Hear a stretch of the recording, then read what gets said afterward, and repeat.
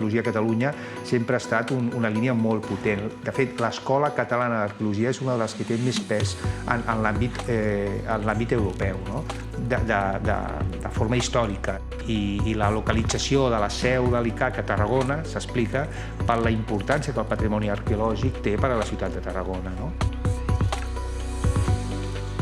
Jo animo a tots els joves a que estudiïn cultura clàssica, que estudiïn filosofia, que facin aquestes coses que abans ens deien que no servien per res, no sirven per a nada.